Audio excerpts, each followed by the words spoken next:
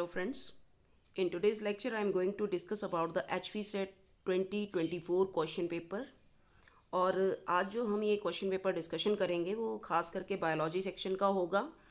और previous year में जो भी आपके HP सेट में बायो के क्वेश्चंस आए हैं वो हम इस वीडियो में डिस्कस करेंगे। So let's start with these questions. तो हम देखेंगे कि HP सेट में किस लेवल के बायोलॉजी के क्वेश्चंस आते हैं, ताकि आपको ये आइडिया मिल सके कि 2025 में जो आपका HP सेट का पेपर होगा उसमें किस तरह के क्वेश्चंस जो हैं वो आपको देखने को मिलेंगे। सो बेटे let's start with this question paper discussion. Biology section, मैं एक बार फिर से बता दूं कि ये बायोलॉजी सेक्शन हम यहाँ पे डिस्कस करेंगे। और सबसे बड़ी बात ये है कि ये जो आपका एग्ज़ाम है HP सेट के बच्चों के लिए भी इम्पॉर्टेंट है। और ये जो क्वेश्चन पेपर की डिस्कशन होगी ये आपके जो CUET एंट्रांस एग्ज़ाम होते हैं, जो भी आपके CUET एंट्रांस एग्ज़ाम होगा उसके लिए भी जो बायो का पोर्शन है वो इम्पॉर्टेंट है। Not only CUET but NEET के कैंडिडेट जो हैं वो भी, आप जो भी मेडिकल साइंसेस के +1 2 के बच्चे हैं उन सब के लिए ये क्वेश्चन पेपर बहुत इंपॉर्टेंट है। So let's start with this question paper. चलिए शुरू करते हैं। तो जैसा कि आप यहाँ पर देखिए हमारे पास सबसे पहले जो क्वेश्चन आ रहा है वो क्वेश्चन है बाइनोमियल नॉमेनक्लेचर का। आपके यहाँ पर लिखा हुआ है कि भाई जो बाइनोमियल नॉमेनक्लेचर है उसमें क्या क्या होगा। तो बाइनोमियल नॉमेनक्लेचर में बेटे क्या क्या आता है? बाइनोमियल नॉमेनक्लेचर में क्या फैमिली और जीनस आती है, क्या फैमिली और ऑर्डर आता है, क्या जीनस और स्पीशीज़ आती हैं, कि स्पीशीज़ और वैरायटी आती है। तो मैं आपको बता दूं बाइनोमियल नॉमेनक्लेचर में क्या आता है? जीनस और साथ में क्या आएगी? स्पीशीज़। तो इसका जो करेक्ट आंसर है वो आपका C है, genus and species binomial nomenclature, जो कि कार्लस लिनियस ने दिया था। उसके बाद क्वेश्चन नंबर 122 क्या दिया हुआ है? Part of cauliflower which we consume, कि आप मुझे बताइए कॉलीफ्लावर का जो पार्ट आप कंज्यूम करते हैं वो कौन सा पार्ट होता है? क्या लीफ होता है, क्या वो स्टेम होता है, क्या फ्लावर होता है, कि इनफ्लोरेसेंस होती है? तो बेटा इसका राइट आंसर क्या होगा? इनफ्लोरेसेंस। डी इसका राइट आंसर है कि जो आपका इनफ्लोरेसेंस है वो ही आपका कॉलीफ्लावर का कंज्यूमेबल पार्ट होता है। तो आप इनफ्लोरेसेंस को क्या करते हैं? कंज्यूम करते हैं। तो आपने यहाँ पर देखा कि क्वेश्चन नंबर 121 का जो हमने राइट आंसर दिया वो आया genus and species. Question number 122 का जो राइट आंसर है वो है आपका इनफ्लोरेसेंस। इसी तरह से क्वेश्चन नंबर 123 देखिए कि मोस्ट अबंडेंट टिश्यू बॉडी का कौन सा होता है? Which one is the most abundant tissue of the body? क्या connective tissue, muscular tissue, epithelial tissue, या फिर आपका नर्वस टिश्यू? तो बेटे इसका राइट आंसर क्या होगा? Connective tissue. कनेक्टिव टिश्यू जो है वो बॉडी का मोस्ट अबंडेंट टिश्यू जो है वो पाया जाता है। तो इसका राइट आंसर क्या होगा? कनेक्टिव टिश्यू होगा। इसी तरह से अगर आप क्वेश्चन नंबर 124 की तरफ देखें तो 124 में आपसे क्वेश्चन क्या किया गया है? आपसे क्वेश्चन क्या किया हुआ है कि सेंट्रोजोम आर प्रेजेंट इन, कि जो भी आपके ये सेंट्रोजोम हैं ये कहाँ पर प्रेजेंट होते हैं। तो बेटा सेंट्रोजोम कहाँ पर प्रेजेंट होता है? क्या एनिमल सेल में होता है, प्लांट सेल में होता है? एनिमल और प्लांट सेल दोनों में होगा, कि नन ऑफ दीज? तो आप यहाँ पर देखिए कि ये कहाँ पर प्रेजेंट होते हैं? सेंट्रोजोम, जिसमें कि 1 पेयर ऑफ सेंट्रियोल होगा। तो ये आपके सिर्फ और सिर्फ कहाँ पे मिलते हैं? एनिमल सेल में मिलते हैं। तो क्वेश्चन नंबर 124 का जो राइट आंसर है वो है आपका एनिमल सेल। इसमें पाए जाते हैं सेंट्रोजोम, और सेंट्रोजोम में क्या होता है? 1 पेयर ऑफ सेंट्रियोल होता है। इसी तरह से नेक्स्ट आप देखिए जो हमारे पास क्वेश्चन नंबर 125 यहाँ पे क्लिक हुआ है। तो क्वेश्चन नंबर 125 को आप ध्यान से देखिए। 125 में क्या पूछा हुआ है? Which of the following organelle involve in detoxification of drugs and poison. तो जो भी आप ड्रग्स लेते हैं या जो भी आप पॉइजन, जो भी चीज़ें हैं उनको डिटॉक्सिफाई करने के लिए कौन सी ऑर्गेनेली जो है वो बॉडी में इंपॉर्टेंट होती है? तो थोड़ा सा ध्यान रखना, इसका राइट आंसर क्या होगा हमारा? Smooth endoplasmic reticulum. अब यहाँ पे स्मूथ एंडोप्लाज्मिक रेटिकुलम तो दिया नहीं है, यहाँ पे आपके पास दिया है एंडोप्लाज्मिक रेटिकुलम। तो एंडोप्लाज्मिक रेटिकुलम ही आपका क्या होगा? यहाँ पे करेक्ट आंसर होगा। इसी तरह से क्वेश्चन नंबर 126 की तरफ चलिए, जिसमें कि आपके पास क्वेश्चन दिया हुआ है all enzymes are proteins except, कि ज़्यादातर जो भी आपके एंजाइम्स हैं वो क्या होते हैं? प्रोटीन्स होते हैं। लेकिन इनमें कौन सा प्रोटीन नहीं होता है? क्या लाइपेजेस हैं, राइबोजाइम है, प्रोटीएजेस हैं, या फिर आपके अमाइलेजेस हैं? तो बेटा इसका राइट आंसर क्या होने वाला है? इसका राइट आंसर है आपका राइबोजाइम। तो जो आपके राइबोजाइम्स होते हैं वो आपके कैसे होते हैं? वो आपके प्रोटीनेशियस नहीं होते। उसके बाद क्वेश्चन नंबर 127 की तरफ चलिए, जिसमें दिया हुआ है क्वेश्चन नंबर 127 में दिया है which of the following nitrogenous base belong to pyrimidine. तो कौन सा नाइट्रोजनस बेस है जो कि पायरिमिडीन को बिलोंग करता है? तो पायरिमिडीन को चाहे साइटोसिन है, चाहे थायमिन है, यूरेसिल है, ये तीनों ही बेस जो हैं वो कौन से होते हैं? पायरिमिडीन के होते हैं। तो इसका आंसर राइट क्या होने वाला है? All of these. तो यहाँ पर आपने ध्यान रखना है ऑल ऑफ दीज जो है वो इसका राइट आंसर होगा। चाहे साइटोसिन है, चाहे आपके पास थायमिन है, या फिर आपका यूरेसिल है, ये सारे किसके पोर्शन होते हैं? ये सारे पार्ट्स होते हैं पायरिमिडीन के। और एडेनिन और ग्वानिन किसके पार्ट होते हैं? ये होते हैं आपके प्यूराइंस के। किसके? प्यूराइंस के। तो ध्यान रखिएगा। इसी तरह से देखिए यहाँ पे क्वेश्चन नंबर 128 की तरफ हम चलेंगे। तो क्वेश्चन नंबर 128 में क्या दिया हुआ है? Dark reaction of photosynthesis in C3 plant help in the synthesis of. यहाँ पर क्वेश्चन है आपके पास कि जो भी डार्क रिएक्शन होता है उस डार्क रिएक्शन में जो C3 प्लांट्स होते हैं उसमें किस चीज़ की सिंथेसिस होती है? क्या ATP सिंथेसाइज होता है? क्या NADPH की सिंथेसिस होती है? ऑक्सीजन की होती है कि PGA की होती है? तो मैं आपको ये एक बात बता दूं कि यहाँ पर क्योंकि डार्क रिएक्शन की बात की है, लाइट रिएक्शन नहीं दिया हुआ है, तो डार्क रिएक्शन में आपके पास क्या बनता है? कार्बन डाइऑक्साइड की फिक्सेशन होती है। तो राइट आंसर क्या होगा यहाँ पे? फॉस्फोग्लिसरिक एसिड होगा। इसी तरह से क्वेश्चन नंबर 129 की तरफ देखो, जिसमें कि दिया हुआ है सी डॉर्मेंसीज कॉज्ड बाय।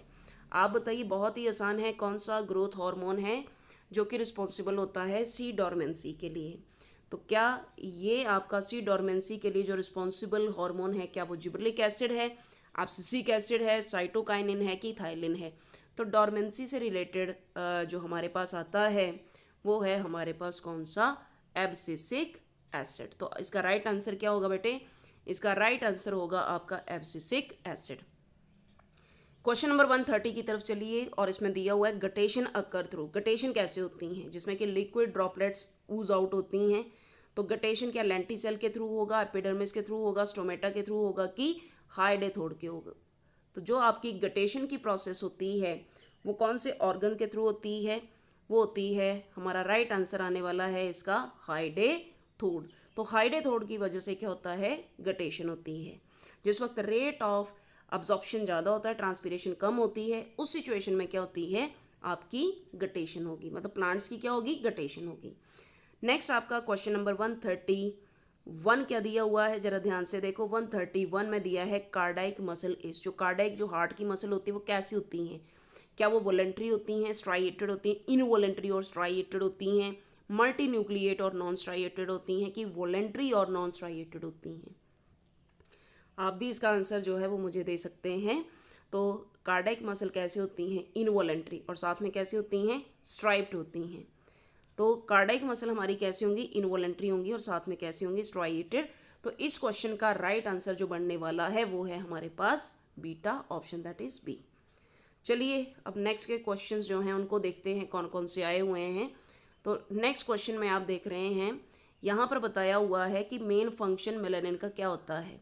जो आपका मेलानिन है, जो स्किन का पिगमेंट है, उसका मेन फंक्शन जो है वो क्या होगा? तो यहाँ पर क्वेश्चन है the main function of the melanin is to. Main function क्या आता है इसका कि क्या ये स्किन को कूल करता है या ब्लड वेसल के अमाउंट को बढ़ाता है? सी ऑप्शन दिया है स्ट्रेंथ द स्किन, और डी ऑप्शन दिया है एब्जॉर्ब हार्मफुल रेडिएशन। तो बेटे इसका राइट आंसर क्या होगा कि जो मेलानिन पिगमेंट हमारी बॉडी में प्रेजेंट है वो क्या करता है? हार्मफुल रेडिएशन की हमें क्या करता है? प्रोटेक्शन करवाता है। वो हार्मफुल रेडिएशन को क्या कर लेगा? एब्जॉर्ब कर लेगा। इसी तरह से नेक्स्ट क्वेश्चन 133 क्वेश्चन क्या दिया हुआ है आपके पास? 133 क्वेश्चन दिया है कि ball and socket type of joints कहाँ पर प्रेजेंट होते हैं। तो जैसे आप देख रहे हैं कि ये जो कंधे का जॉइंट होता है जिसमें कि आप आराम से मूव कर सकते हैं, मूवमेंट कर सकते हैं, ये होते हैं ball and socket type of joint. तो यहाँ पे फिंगर है, नी है, एंकल है और हिप है। तो बेटा इसका ध्यान रखना कि इस क्वेश्चन का आंसर क्या होगा? हिप जॉइंट जो होता है वो कैसा होता है? Ball and socket type of joint होता है। इसी तरह से क्वेश्चन नंबर 134 की तरफ चलो। 134 में दिया है कि एपेटाइट सेंटर कहाँ होता है, जहाँ से हमें भूख लगती है वो वाला पोर्शन कहाँ पर होता है। तो वो वाला पोर्शन आपका कहाँ पर होता है, एपेटाइट सेंटर कहाँ पे होगा, क्या स्टमक में होगा, क्या स्पाइनल कॉर्ड में होगा, सेरिब्रम में होगा कि हाइपोथैलेमस में होगा। तो थोड़ा सा आपने ध्यान रखना है कि एपेटाइट सेंटर कहाँ पर होता है, वो होता है हमारे हाइपोथैलेमस में। तो हाइपोथैलेमस में इस तरह का एपेटाइट सेंटर जो है वो प्रेजेंट होता है। चलिए नेक्स्ट क्वेश्चन की हम बात करेंगे। तो नेक्स्ट क्वेश्चन आप देखो कि यहाँ पर क्या दिया है, the rate of breathing in adult human age, कि जो भी रेट ऑफ ब्रीदिंग है अडल्ट ह्यूमन में वो आपका कितना आता है। तो आप थोड़ा इसको एनसीईआरटी से भी टैली कर लेना, तो आपका इसका राइट आंसर क्या हो जाएगा कि जो भी रेट ऑफ ब्रीदिंग है अडल्ट ह्यूमन में वो आपका कितना आएगा, 14 to 18 मिनट। तो rate of breathing in adult human कितना आता है, इसका राइट आंसर होगा 14 to 18 मिनट। उसके बाद क्वेश्चन नंबर 136 की तरफ चलिए। Henle's loop is found in, Henle's loop कहाँ पे होती है। अब ये थोड़ा नेफ्रॉन के साथ रिलेटेड क्वेश्चन है। तो ऑब्वियसली आप सबको पता है कि नेफ्रॉन कहाँ पर होते हैं, नेफ्रॉन्स होते हैं हमारी किडनी में। ओके, क्वेश्चन नंबर 137 की तरफ चलिए। तो 137 में क्या दिया है, transcription of the following DNA sequence. तो आपके पास यहाँ पे डीएनए का सीक्वेंस दिया है, आप देखिए AATCATGGA दिया हुआ है। तो अगर ये सीक्वेंस आपको दिया हुआ है तो इसमें पूछा है कि भाई ट्रांसक्रिप्शन में क्या बनेगा, तो आप बेस पेयरिंग कर दो। ट्रांसक्रिप्शन में बेस पेयरिंग अगर आप करोगे तो एडेनिन के अपोजिट क्या आता है आपका, यूरेसिल आता है। तो एडेनिन के अपोजिट क्या होगा, यूरेसिल होगा। तो देखो यूरेसिल सिर्फ इसमें दिया है।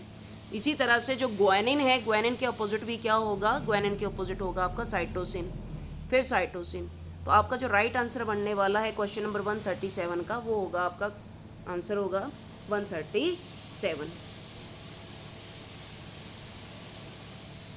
तो चलिए नेक्स्ट क्वेश्चन की भी हम बात कर लेते हैं। क्वेश्चन नंबर 138 की हम बात करेंगे कि टाइफाइड आपका किस तरह का डिजीज़ आता है। तो टाइफाइड बेटे किस तरह का डिजीज़ है, टाइफाइड है आपका क्या बैक्टीरियल है, वायरल है, फंगल है कि नन ऑफ दीज। तो टाइफाइड किस तरह का आता है आपके पास, ये साल्मोनेला टाइफी की वजह से होता है। और साल्मोनेला टाइफी जो है वो एक तरह का कैसा है, बैक्टीरिया है। तो टाइफाइड किस तरह की डिजीज़ होने वाली है, ये है हमारे पास इसका राइट आंसर क्या होगा, बैक्टीरियल डिजीज़ है। क्वेश्चन नंबर 139 की तरफ चलो, जिसमें लिखा है BT cotton genetically modified cotton की वैरायटी है और ये रेजिस्टेंस देती है प्लांट को, किसके अगेंस्ट रेजिस्टेंस देगी।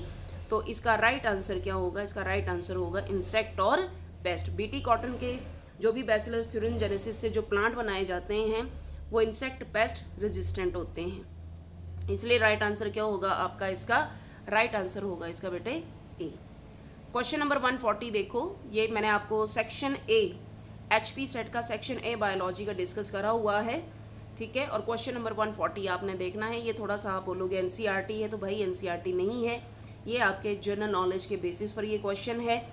और यहाँ पर क्वेश्चन आप देखिए क्या दिया है, 140 दिया, which of the following area is part of rain shadow zone in Himachal प्रदेश।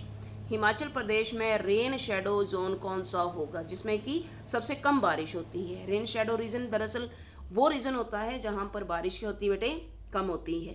तो क्या वो आपका डिस्ट्रिक्ट शिमला है, क्या आपका डिस्ट्रिक्ट हमीरपुर है, क्या डिस्ट्रिक्ट कुल्लू है, या फिर आपका डिस्ट्रिक्ट लाहौल स्पीति है।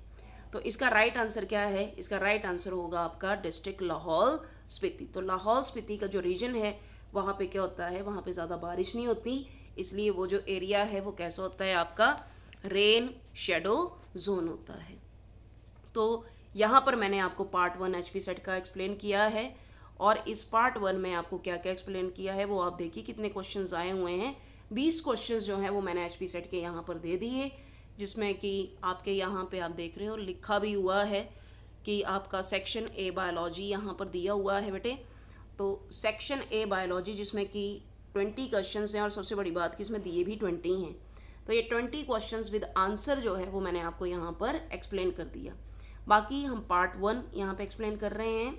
जैसे ही मुझे समय मिलता है या शाम तक, मैं इसका पार्ट 2 मतलब कि सेक्शन बी पोर्शन जो कि बायोलॉजी का आया हुआ है, उस बायोलॉजी सेक्शन को भी आपके साथ डिस्कस कर दूँ। तो ये बहुत ही इंपॉर्टेंट पॉइंट है HP सेट के। तो सेक्शन ए मैंने यहाँ पे डिस्कस किया है। होपफुली ये वीडियो आपको हेल्पफुल होगा, क्योंकि 17 तारीख को नेक्स्ट डे आपका पेपर है, तो ऑब्वियसली कुछ ना कुछ हेल्प जो है वो आपको यहाँ से मिलेगी। So thank you so much for watching this lecture. Thanks a lot.